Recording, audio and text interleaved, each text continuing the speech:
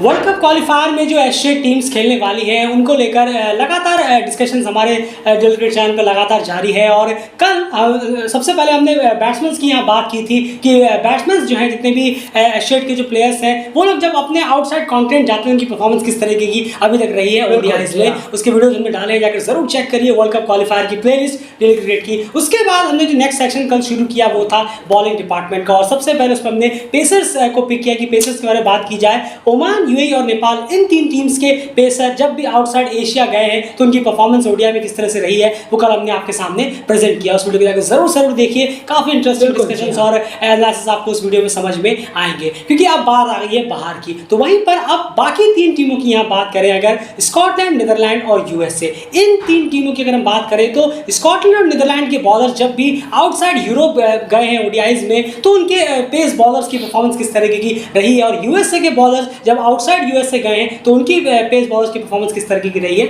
आज उस पर डिस्कशन करते हैं और उस पर बात करते हैं। तो सबसे पहले यहाँ पिक करते हैं टीम स्कॉटलैंड के जो भी प्रोमिनेंट पेसर्स हैं जो इस वर्ल्ड कप क्वालिफायर में खेलते हुए नजर आएंगे, उनके स्टैट्स वगैरह क्या कुछ कहते हैं जब भी आउटसाइड यूरोप वो गए हैं। नहीं जरूर देखिए, अगर देखिए चार पूरे मिलाकर बॉलर हैं स्कॉटलैंड के पेस बॉलर, लेकिन हम शुरुआत करें अगर साफियान शरीफ से तो यहाँ पर उनके स्टैट्स जो हैं वो 39 इनिंग्स उन्होंने आउट ऑफ यूरोप कॉन्टिनेंट में उन्होंने खेले हैं, जिसमें कि 61 विकेट उन्होंने निकाले हैं और 31.8 का उनका स्ट्राइक रेट रहा है अगर हम बॉलिंग स्ट्राइक रेट की बात करें। और वहीं पर एलिस्टर इवांस की अगर हम देखें तो उन्होंने 19 इनिंग्स में 32 विकेट निकाले हैं, जिसमें कि उनका स्ट्राइक रेट 31.1 का रहा है। 31.1 का उनका बॉलिंग स्ट्राइक रेट है। अगर हम देखें तो दोनों का यहाँ पर अगर आप देखेंगे तो सिमिलर आपको स्ट्राइक रेट देखने को मिले। बिल्कुल, यहाँ पर 61 विकेट जो है वो काफ़ी ज़्यादा है। अगर हम देखें साफियान शरीफ की 61 विकेट करीब मैचेस भी काफ़ी ज़्यादा है, 30 प्लस की उनकी यहाँ पर इनिंग्स भी आ जाती है। तो ओवरऑल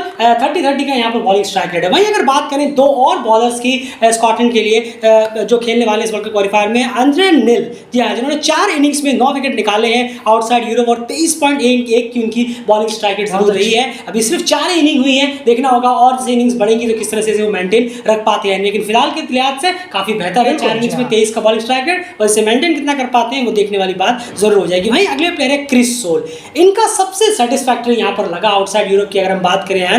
14 इनिंग्स में 26 विकेट इन्होंने निकाले हैं, लगभग 2 विकेट पर इनिंग की अगर हम बात करें, लगभग 2 विकेट कम है, वरना 2 विकेट पर इनिंग यहां पर होता, और 26.7 का बॉलिंग स्ट्राइक रेट जो काफी बेहतर है आउटसाइड इनिंग, यानी इन्होंने आउटसाइड यूरोप में 10 प्लस मैचेस भी खेल लिए हैं और 25 प्लस विकेट भी निकाल लिए हैं, और उसके साथ साथ बॉलिंग स्ट्राइक रेट भी अंडर 27 का है, जो कि काफी मेंटेन है। जो आप कल कह रहे थे कि 20 से 28 तक रहे तो एक बेहतरीन कैटेगरी में गिना जाता है। तो यह कहीं ना कहीं है। हाँ, मैचेस का मतलब तो समझ में आता कि 3 मैच 4 मैच जैसे कि आंद्रे निल का हम देख रहे हैं, लेकिन यहाँ मैचेस भी अच्छे हैं, विकेट्स भी है, बॉलिंग स्ट्राइक रेट भी है, सेटिस्फैक्टरी कहेंगे आप? जरूर कहेंगे, जरूर कहना होगा। यहाँ पर बहुत बेहतरीन परफॉर्मेंस है इनकी आउटसाइड यूरोप अगर हम देखें इन्हें तो बहुत अच्छा है। एशिया गए, अमेरिका गए, उसके बाद आपके खेलने के लिए अफ्रीकन रीजन भी, जी हाँ माफ कीजिएगा यही मैं भूल रहा था, अफ्रीकन रीजन भी गए, तो अलग अलग जगह पर जाकर खेले हैं, काफ़ी अच्छा इनका स्ट्राइक रेट है। वहीं पर जो साफियान है और एलिस्टर इवांस है उनका थोड़ा सा स्ट्राइक रेट यहाँ पर बेटर होने की ज़रूरत है। तकरीबन 27, 28, 26 ये स्ट्राइक रेट होने की। विकेट बहुत लिए हैं, जी हाँ 61 विकेट है साफियान के और 32 करीब विकेट हैं एलिस्टर इवांस के, लेकिन थोड़ा सा स्ट्राइक रेट पर अपनी काम करने की ज़रूर यहाँ पर ज़रूरत। जी आप सबसे बड़ी बात यह है कि आप बड़े लेवल पर खेल रहे हैं, ये देखने वाली बात है। आप ये कहेंगे कि 30, 31, 32 चलिए चल जाता है, अच्छा है, वो चल जाता है के चक्कर में क्या है वो टीम्स वर्ल्ड कप पे नहीं पहुंच पाती। यहाँ पर डेंट करता है, जी हाँ, कंपटीशन हाई लेवल का, जी हाँ, बड़े बॉलर हैं। अब बड़े बॉलर से भी आप कहेंगे, बड़े बॉलर अगर कोई आपकी टीम का सबसे इंपॉर्टेंट या फिर मेन लीड बॉलर है, अगर आप उसके लिए ये वर्ड यूज कर रहे हैं, अरे चलो चल जाता है, जी तो फिर क्या फायदा उस लीड बॉलर? कुछ नहीं हो सकता। लीड बॉलर है, वर्ल्ड कप क्वालिफायर जैसा इवेंट है, 4 फुल मेंबर्स वहां पर खेलनी है, उसके अगर आप वहां पर अच्छा परफॉर्म करते हैं तो आप वर्ल्ड कप खेल सकते हैं, क्योंकि ओडीआई का वर्ल्ड कप है जो अपने आप में T20 वर्ल्ड कप से काफी ज्यादा हाई रेटेड होता है। ओडीआई वर्ल्ड कप में खेल पाना इतना आसान होता नहीं है, तो ये अपने आप में चीज में तो ये चीजें बेहतर करने की जरूरत है। इसीलिए हम कह रहे हैं कि 27-28 के आसपास रहे तो बेहतर होगा, 20 से 27 से 28 तक काफी बेहतर होगा, क्योंकि अगर आपका बॉलिंग स्ट्राइक रेट इतना ज्यादा हाई होगा तो फिर बहुत देर हो जाएगी, फुल मेंबर्स तब तक जो है चढ़कर बैठ जाएंगे, और वही प्रेडिक्टेबल कहानी 2 फुल मेंबर्स पहुंच जाएंगे ओडीआई वर्ल्ड कप खेलने। अगर आप कुछ करना है, बड़ा करना है, बेहतर करना है, सरप्राइज करना है, तो फिर बॉलर्स को भी लीड फ्रॉम द फ्रंट करना होगा। अब चलते हैं नीदरलैंड्स की तरफ। नीदरलैंड्स के बॉलर्स की बात करें तो उनके ज़्यादातर जो बॉलर्स हैं उन्होंने पिछले 20-25 मैचेस जैसे आप जानते हैं कि फुल मेंबर्स के खिलाफ भी काफ़ी खेले हैं। ओडीआई में फुल मेंबर के खिलाफ ही ज़्यादा खेला है पिछले 1.5-2 सालों में। ओडीआई सुपर लीग में वो थे, लेकिन उसमें ओवरऑल देखें तो उनकी जो बॉलर्स यहाँ पर उम्मीद है कि वर्ल्ड कप क्वालिफायर में खेलते हुए नजर आ सकते हैं। 4 बॉलर्स, उन बॉलर्स की स्टैट्स क्या कुछ कहते हैं? नहीं जरूर, देखिए बात करें हम फ्रेड क्लासन की तो उन्होंने आउटसाइड यूरोप 11 इनिंग्स में 18 विकेट निकाली है, 33.2 का उनका स्ट्राइक रेट है। और वहीं पर अगर हम बात करें विवेन किंगमा की, जी हाँ ये भी एक अदर पेसर है, इनके 6 इनिंग में 6 विकेटें हैं और बॉलिंग स्ट्राइक रेट बहुत ज़्यादा ख़राब है। यहाँ पर 47 का बॉलिंग स्ट्राइक रेट है। अगर हम बात करें तो ये दोनों ही बॉलर्स, जैसा आपने अभी कहा कि हाल फिलहाल में काफ़ी ज़्यादा क्रिकेट इन्होंने फुल मेंबर्स के खिलाफ खेला है और ये दिखा भी है हमें। नीदरलैंड ने कोई सीरीज़ या कुछ ऐसा एसोसिएट के खिलाफ खेला नहीं है, कोई ओडीआई सीरीज़ की हम बात कर रहे हैं यहाँ पर, और ये हाल फुल मेंबर्स के खिलाफ है इन बॉलर्स का। और अदर बॉलर्स के बारे में आप जरूर बताएं। जी हाँ, उसके बाद बात करें अगले 2 पेयर की तो पॉल वैन मैकरन 6 इनिंग में 6 विकेट, 45 का बॉलिंग स्ट्राइक रेट, जो कि काफ़ी ज़्यादा हो जाता है। ब्रैंडन ग्लोवर 6 इनिंग्स में 7 विकेट और 40.3 का बॉलिंग स्ट्राइक रेट इनका भी यहाँ पर हो जाता है। तो ये भी काफ़ी ज़्यादा खराब यहाँ बॉलिंग स्ट्राइक रेट है। हमने पहले आपसे कहा कि आपको वर्ल्ड कप क्वालिफायर में भी फुल मेंबर्स के खिलाफ ही भिड़ना है, क्योंकि सबसे बड़े जो रोड़े हैं, जो बीच का काटा है अगर आपके रास्ते में आपके और वर्ल्ड कप में पहुंचने के, तो फुल मेंबर्स ही होने वाले। तो डेफिनेटली यहाँ पर ये नहीं चलेगा कि नहीं वो फुल मेंबर्स के खिलाफ थे तो ये ज़्यादा होना ही था, लेकिन अभी भी तो आपको फुल मेंबर्स के खिलाफ ही खेलना है। चलिए शुरू में आपको एस्टेट के खिलाफ मैचेस मिलेंगे, लेकिन जैसे जैसे आप सुपर 6 में पहुंचेंगे तब तो और ये रास्ता सक्रिय होता चला जाएगा, तब फुल मेंबर्स के ऊपर नंबर जो है, जो रेशियो है उनका ज़्यादा हो जाएगा बजाय एसोसिएट के। तो ये सबसे बड़ी बात है, यहाँ पर भी आपको फुल मेंबर्स के खिलाफ ही खेलना है, तो इस परफॉर्मेंस से तो काम बनने वाला है नहीं। बॉलिंग स्ट्राइक रेट को और बेहतर यहाँ पर करने की जरूरत है और साथ साथ विकेट्स निकालने की भी जरूरत पड़ेगी। अब देखिए 6 इनिंग में 6 विकेट, 6 इनिंग में 5 विकेट, 6 इनिंग में 7 विकेट। यहाँ पर एक चीज़ जरूर है यार, फ्रेड क्लासन की तरफ मैं आपकी नजर दौड़ाना चाहूंगा। ये भी फुल मेंबर्स के खिलाफ इनके मैचेस हैं, 11 इनिंग्स की अगर बात करें 18 विकेट इन्होंने निकाले हैं यहाँ पर और 33 का बॉलिंग स्ट्राइक रेट रहा है। ये आप इंप्रेसिव जरूर कह सकते हैं। नहीं जरूर, बिल्कुल। देखिए हमने देखा भी है इन्हें, ये नई बॉल से खासा इन्होंने परेशान किया था टीमों को, इन्होंने बेहतर बॉलिंग कराई है।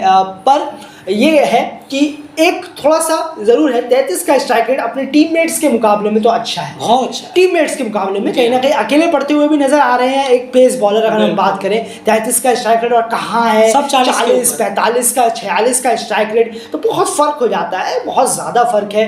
नंबर दिखने में बड़े आसान लगते हैं कि अच्छा ये तो 15 का 10 का ही फर्क है, लेकिन जब रियलिटी में जब आप बॉलिंग कराने उतरते हैं तो बहुत 15-17 बॉलें 18 बॉलों का फर्क नजर आ जाता है। तो यहाँ पर अपने टीममेट्स के मुकाबले में आप बेहतर कर रहे हैं, लेकिन अगर आप देखेंगे कि इससे इम्पैक्ट पड़ेगा कुछ रिजल्ट में, तो आई एम सॉरी, वो जीरो इम्पैक्ट पड़ेगा। अब जैसे कि हमने देखा ही नीदरलैंड ने कितने मैच जीते सुपर लीग में और क्या हाल रहा नीदरलैंड का। बिल्कुल, यानी ये आपने बहुत सही कहा। एक इम्पैक्टफुल अगर परफॉर्मेंस चाहिए ना, तो वहां पर आपको 21 का strike rate, bowling strike rate, 22 का बॉलिंग स्ट्राइक और रेट, एक दो सपोर्ट भी है। सपोर्ट जरूर होना। देखिए ये क्रिकेट है, यहाँ पर एक जने वही 50 ओवर, बस 50 ओवर। T20 में आप कर सकते हैं, एक जना कर सकता है, लेकिन 50 ओवर और डेज क्रिकेट में ये अलग हो जाती है बात। तो यहाँ पर टीम गेम होता है, लेकिन अगर आपको कुछ अपनी तरफ से दमखम दिखाना है, कुछ इम्पैक्ट दिखाना है गेम में, कि गेम को आप थोड़ा मोड़ पाए अपनी तरफ, यानी कि नीदरलैंड की तरफ, तो फिर आपका स्ट्राइक रेट भी थोड़ा सा और ज़्यादा बेटर यहाँ होना चाहिए और प्लेयर्स का सपोर्ट तो होना ही चाहिए। बिल्कुल सही कहा आपने। आप तो फ्रेड क्लासन अपने टीममेट्स के मुकाबले में थोड़े बेहतर जरूर नजर आए, लेकिन फिर भी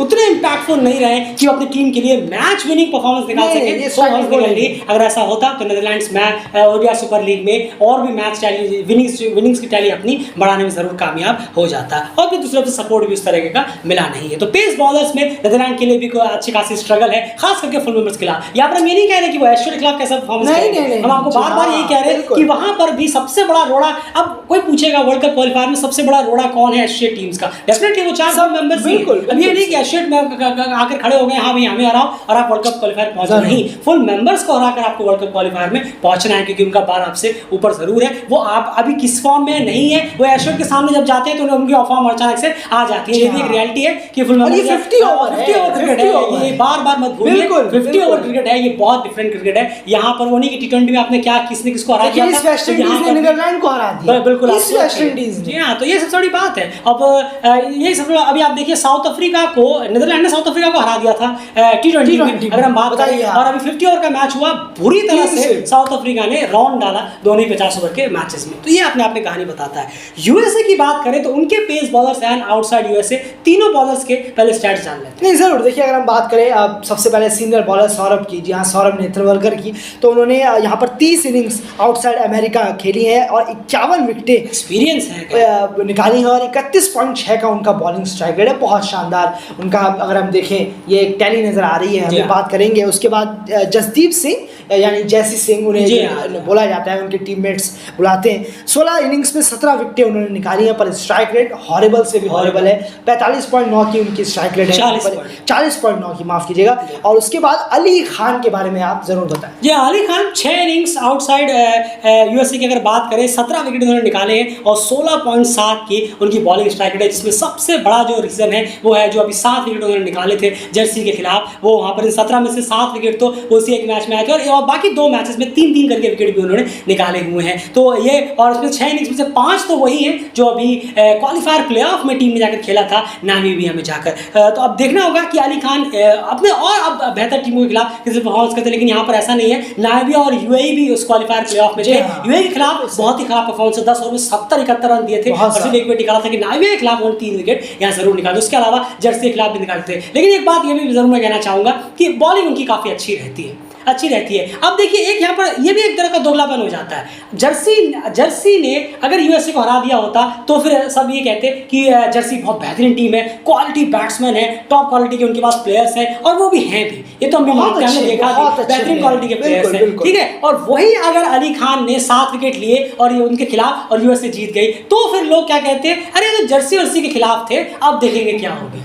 अभी तो आप कह रहे थे कि जर्सी के बैट्समैन बहुत हाई क्वालिटी के हैं, अच्छे हैं, तो अली खान ने अगर हाई क्वालिटी बैट्समैन का आउट किया तो उसको भी आपको उतना ही क्रेडिट देना पड़ेगा। तो फिर आप ये क्यों कह रहे हैं? जी हाँ, तो ये दोगलापन बहुत देखने को मिलता है फैंस के बीच में। इस दोगलापन से बाहर निकलिए अगर आप रियल क्रिकेट फैन है तो ओवरऑल अली खान से उम्मीद जरूर कर सकते हैं कि वो बेहतर करे। बस हाँ, इतना जरूर डेलीकेटिव मानेगा कि वेट एंड वॉच की पॉलिसी जरूर है। नामीबिया के खिलाफ उन्होंने 3 विकेट निकाले थे, जर्सी के अच्छे क्वालिटी बैटिंग अटैक के सामने उन्होंने 7 विकेट जरूर निकाले थे। एंड सौरभ के बारे में आपको समझाना होगा, इनिंग्स बहुत ज़्यादा है, काफ़ी एक्सपीरियंस है आउटसाइड यूएसए, हाफ सेंचुरी भी विकेट्स के लगा चुके हैं, बॉलिंग स्ट्राइक रेट और ओवरऑल आप क्या देख रहे हैं सौरभ को यूएसए के लिए किस तरीके के साबित हो सकते हैं आउटसाइड यूएसए? नहीं ज़रूर, देखिए कई बार देखा भी गया है कि सौरभ जो है वो कई अच्छे स्पेल डाले हैं उन्होंने, लेकिन उन्हें विकेट नहीं मिले हैं, 0 विकेट के साथ ही वो गए हैं। ऐसा भी बहुत रहते हैं जरूर, बिल्कुल। 10 ओवर में अगर आप देखेंगे तो उन्होंने कई बार 28 रन, 27 रन, 29 रन, 32-33 रन दिए हैं, पर विकेट उन्हें नहीं मिले हैं। और कई बार 1 विकेट मिला, कई बार अच्छी बॉलिंग कराई है, 3-4 विकेटें भी उन्होंने निकाली हैं, लेकिन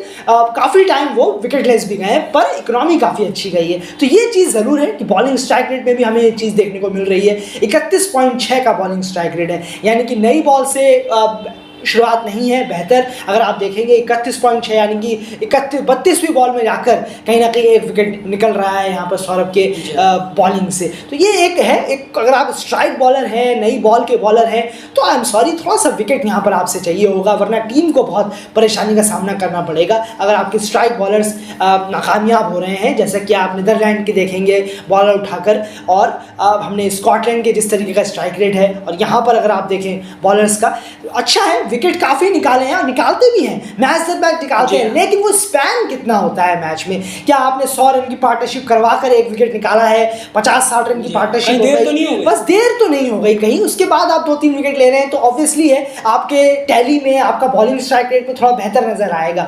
लेकिन जब आपने इम्पैक्ट कितना रहा, जी हाँ बिल्कुल सही कहा आपने, वहां पर आप ढीले पड़ते हुए नजर आते हैं जहां सही वक्त पर विकेट चाहिए। तो ये bowling strike rate fast bowlers के लिए थोड़ा सा मुश्किल पैदा कर देती है। अगर आप 30 प्लस का या 32, 33, 40 प्लस तो बहुत ही घटिया है, 30 प्लस से भी ऊपर चले जाते हैं। बिल्कुल, वापस से हम वही चीज़ रिपीट करेंगे कि ये सब चीज़ें आप ये ध्यान में रख के सोचिएगा कि जो डिस्कशन हो रहे हैं ये सब हो रहे हैं फुल मेंबर्स को ध्यान में बार बार, जी हाँ, कि आपका 30-32 का स्ट्राइक रेट जो है ये एशेट वगैरह, एशेट्स के खिलाफ अगर उनके भी बॉलर्स का 30 का रहता है, आपका 30 रहता है, तो बराबरी चल जाता है, फिर हम उसको बैट स्टेज कर लेंगे वो चीज़ अलग है यहाँ पर। लेकिन आपके लिए जो रोड़ा है वो है फुल मेंबर्स, और उनके खिलाफ 30, 32, 35, 40-45 के बॉलिंग स्ट्राइक रेट से कुछ ज़्यादा होने वाला है नहीं। आप जाएंगे एक आध मैचेस खेल लेंगे, शायद एक अपसेट वगैरह भी हमें देखने को मिल जाए और फिर सबके सब अपने घर वापसी कर लेंगे बाकी 8 टीमें और 2 फुल मेंबर कहीं पहुंच जाएंगे। ये नहीं होना चाहिए और ये तभी हो सकता है जब अपने बॉलिंग स्ट्राइक रेट्स पे ध्यान दें।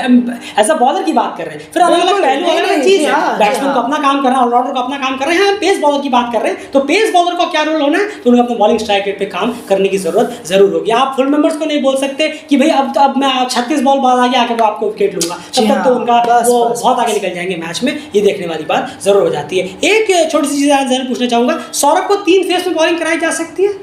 शुरू में, बीच में आपको लगता है वो रिवर्सिंग वगैरह करा सकते हैं? हो सकता है, वो स्लोअर का भी इस्तेमाल करते हैं। जरूर जरूर, बिल्कुल सही कहा आपने, ये उम्मीद की जा सकती है। कराते भी हैं, ऐसा नहीं है, आए हैं वो जानते हैं, शुरू में वो कराते हैं, फिर मिडिल फेस थोड़ा आते हैं, क्योंकि होता है उन्हें विकेट की तलाश है, टीम को भी तलाश रहती है, क्योंकि पार्टनरशिप थोड़ा जमने लग जाती है। क्वालीफायर भी देखा है, बिल्कुल सही कहा आपने, वो उसी का मुझे याद है। वहाँ पर तो दिक्कतें आती हैं सौरभ को, अगर उन्हें स्टार्टिंग में विकेट नहीं मिला है, 1 विकेट, तो फिर बहुत दिक्कत होना चालू हो जाती है। वो लास्ट तक या तो 2 विकेट तक रह जाते हैं या फिर विकेटलेस ही रह जाते हैं। ये हमने काफी देखा है। ओमान, यूएई और नेपाल के जो पेसर्स हैं वो आउटसाइड एशिया जब गए हैं तो उनकी परफॉर्मेंस किस तरीके की रही है, उस पर क्या डिस्कशन है, उस पर क्या थॉट्स है क्रिकेट के, जाकर जरूर चेक करिए वर्ल्ड कप क्वालिफायर के प्लेलिस्ट में। फिलहाल इसमें इतना ही, लगातार बने रहिए। बाय।